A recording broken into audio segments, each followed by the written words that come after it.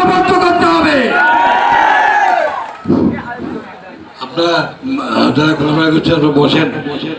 এটা নির্বাচন চলতি দায়িত্ব। আজকে যাদেরকে দায়িত্ব দিচ্ছেন আপনারা, তারা 2 বছরের জন্য দায়িত্ব পাবে।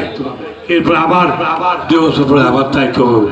এটা নির্বাচন পরাজয় জয়ের কোনো এটা আছে। তারা আজকে নির্বাচন করেছে, আমাদের হয়তো তাদের দায়িত্ব দেওয়া হয়েছে। আপনারা দিচ্ছেন আপনাদের সেবা করার জন্য। এখানে কোনো নারায়ে তাকবীর, নারায়ে তাকবীর। আপনাদের জয়যুক্ত হয়েছেন, আপনারা জয়যুক্ত হয়েছেন। আপনাদের ছেলেরা বাসী বিএনপি জয়যুক্ত হয়েছেন। আমরা বলতে চাই কোনো আমাদের মধ্যে দুর্নীতি নাই। গতকাল কই ছেলেদার কতভয় লোক বিএনপির নেতা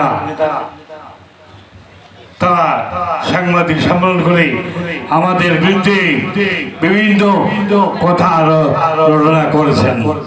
আমরা বলতে চাই, ওনারা কি আমার চেহারা দেখেছেন?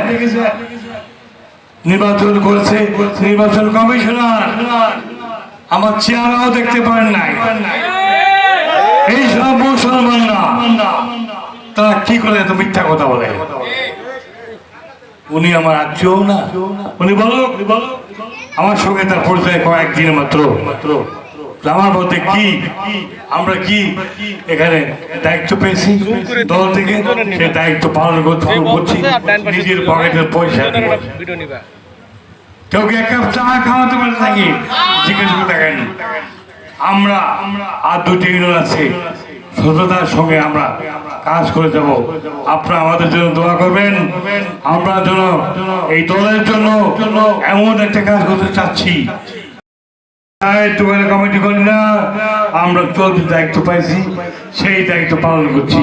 আপনারা দায়িত্ব দিয়ে আপনাদের নেতা আপনারা বানিয়ে নিয়েছেন, তারপর সব দায়িত্ব আপনাদের গাড়ি।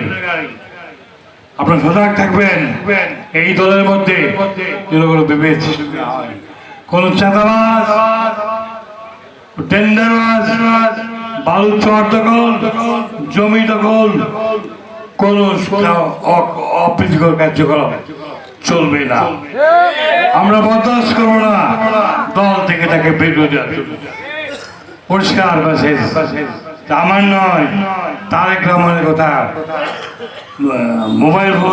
মোবাইল দেখলেই বুঝতে পারবেন তার যে কি বলছে, আমাদেরকে কি অর্ডার দিচ্ছে আপনাদেরকে।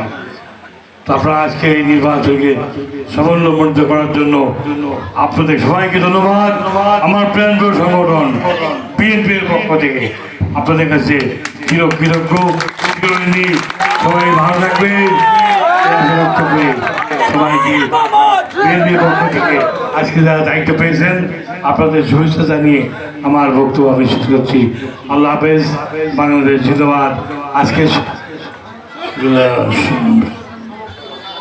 আজকের এই আয়োজন, আজকের নির্বাচন সমাপ্তি ঘোষণা করছি আমরা।